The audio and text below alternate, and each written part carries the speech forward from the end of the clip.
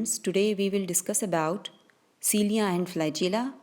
cilia और flagella के बारे में हम लोग ज़रा डिटेल से पढ़ेंगे, इसके स्ट्रक्चर के बारे में और साथ साथ इसके फंक्शन के बारे में. So let's start our lecture.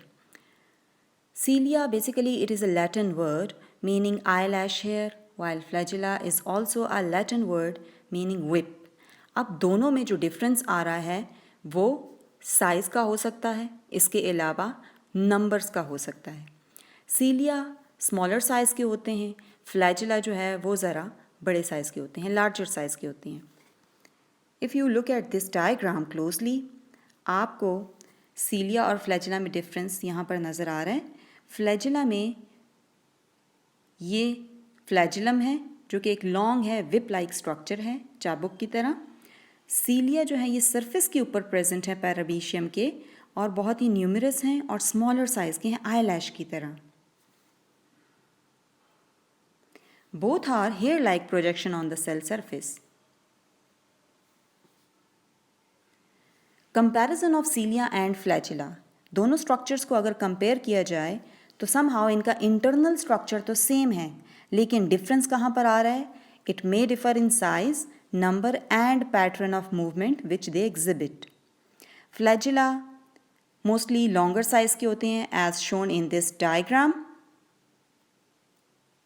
इसके अलावा they are few in number.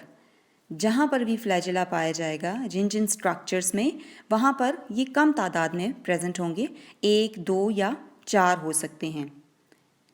इसके अलावा the nature of movement which they show, किस तरह से मूव करते हैं. फ्लैजिला जो है that exhibit undulating waves like motion and beat independently.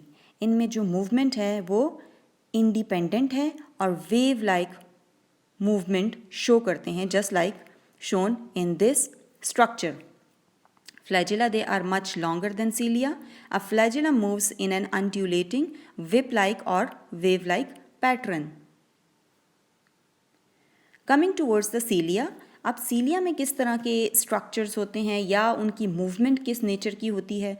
They are numerous and relatively short as compare to flagella. किसी भी सेल सरफेस के ऊपर अगर सीलिया पाई जाएगी, एक तो उनकी तादाद ज़्यादा होगी, दूसरा उनका साइज़ छोटा होगा. और जो बीटिंग या मूवमेंट है सीलिया में वो किस टाइप की है? 2 टाइप्स की है, नेमली मेटाक्रोनस एंड सिंक्रोनस रिदम और pattern. Now what is metachronous? Metachronous जो मूवमेंट है जो सीलिया शो करते हैं, ये ट्रांसवर्स रो में शो करती है. ट्रांसवर्स रो में ये मूवमेंट होती है in which cilia of a row beats one after the other. मतलब एक जब बीट करेगा फिर उसके बाद दूसरा बीट करेगा, तीसरा and so on. While synchronous rhythm, cilia के केस में किस टाइप की मूवमेंट है ये लॉन्गिट्यूडनल रो वाली बीटिंग या मूवमेंट होती है in which all cilia of a row beats at the same time. तमाम सीलिया रो में, और किस रो में? लॉन्गिट्यूडनल रो की बात हो रही है in case of synchronous beating. वो तमाम एट द सेम टाइम जो हैं वो बीट करेंगे या मूव करेंगे. यहाँ पर आपको एक थोड़ा बहुत डिफरेंस दिखाया हुआ है फ्लैजिला का, इसकी मूवमेंट का.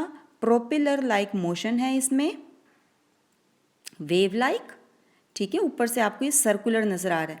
वाइल इन केस ऑफ सीलिया यहाँ पर आपको बैक हैंड फोर्थ बीटिंग नज़र आ रही है सीलिया की. बैक हैंड फोर्थ मतलब 2 टाइप के इसमें मूवमेंट या बीटिंग प्रेजेंट होती हैं. यहाँ पर तो इन्होंने जो बताया हुआ है that is synchronous end of metachronous nature.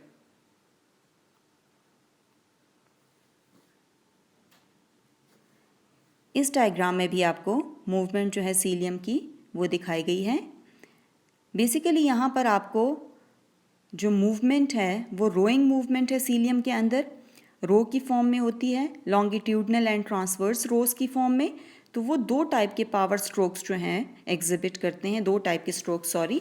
एक को हम लोग कहते हैं इफेक्टिव स्ट्रोक या पावर स्ट्रोक, दूसरा है रिकवरी स्ट्रोक. ये इसी तरह है जिस तरह एक स्विमर जब स्विम करता है पानी के अंदर तो वो आगे की तरफ भी मूव कर रहा होता है, साथ साथ वाटर को पीछे की तरफ भी मूव कर रहा होता है.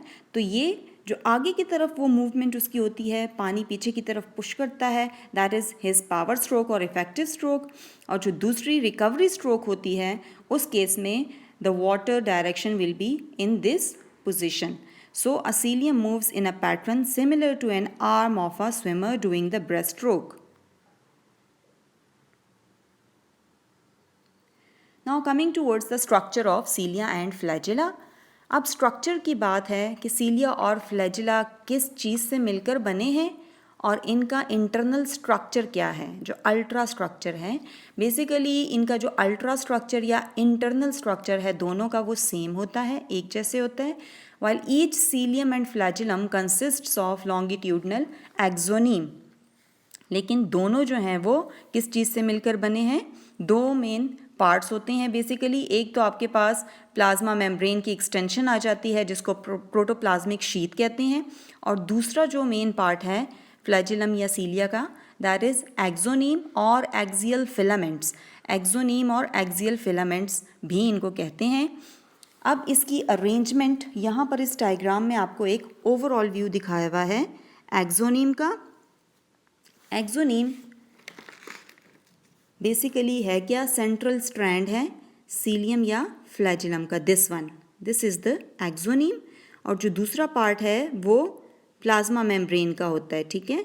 और बाहर से भी इसको प्लाज्मा मेम्ब्रेन की शीट ने ही कवर किया हुआ है. इसी तरह से एक इंटरनल शीट भी होती है प्लाज्मा मेम्ब्रेन की. अब यहाँ पर अंदर जो एक्सियल फिलामेंट्स प्रेजेंट हैं, माइक्रोट्यूब्यूल्स जो हैं, उनकी अरेंजमेंट कैसी है वो हम लोग आगे अब डिस्कस करेंगे.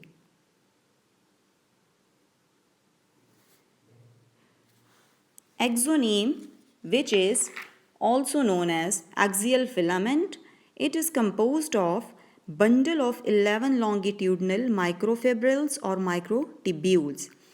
तो यहाँ पर इन्होंने कॉम्पोजिशन एक्सोनीम की डिटेल में बताई हुई है कि यहाँ पर 11 बंडल ऑफ लॉन्गिट्यूडनल माइक्रोफिब्रिल्स या माइक्रोट्यूब्यूल से मिलकर एक एक्सोनीम बनता है. इस स्ट्रक्चर को अगर आप गौर से देखें, दिस इज़ एन एक्सोनीम. इसको जब मैग्नीफाई किया हुआ है आपको 9 बंडल्स ऑफ माइक्रोफिब्रिल्स और माइक्रोट्यूब्यूल्स नज़र आ रहे हैं. You can count it 1 2 3 4 5 6 7 8 and 9. लेकिन यहाँ पर एक चीज़ आपको नज़र आ रही है कि ये डबलेट की फॉर्म में होते हैं माइक्रोट्यूब्यूल्स. दो जो ट्यूबुलन यूनिट्स हैं वो अटैच्ड होते हैं साथ में. डबलेट है, not that of the triplet as we have seen in centrioles. जबकि इसकी जो बेस है, बेसल बॉडी, वो ट्रिपलेट सेंट्रियोल की तरह ही होती है. ये भी माइक्रोट्यूब्यूल से मिलकर बनी है, लेकिन यहाँ पर 3 सब यूनिट्स जो हैं वो माइक्रोट्यूब्यूल ट्रिपलेट यूनिट से मिलकर बनते हैं. 3 सब यूनिट्स. वेल एक्सोनीम में डबलेट्स होते हैं, 2 माइक्रोट्यूब्यूल्स जो हैं मिलकर एक एक्सोनीम बनाते हैं. और कितने बंडल में होते हैं डबलेट्स? 9 doublets are there.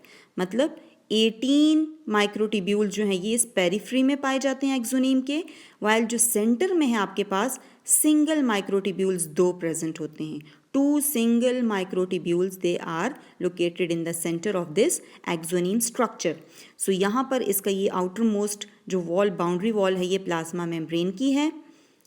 ये आपके पास 2 इन्होंने प्रोटीन्स को यहाँ पर मेंशन किया हुआ है, आपकी बुक में आई थिंक नहीं दिया हुआ कि आउटर डायनिन, इनर डायनिन. आप लोग इसको बेशक जो है वो मेंशन ना ही करें. और इसके अलावा सेंट्रल ब्रिज जो है ये 2 सिंगल माइक्रोट्यूब्यूल्स हैं. So this is the overall structure of a axoneme.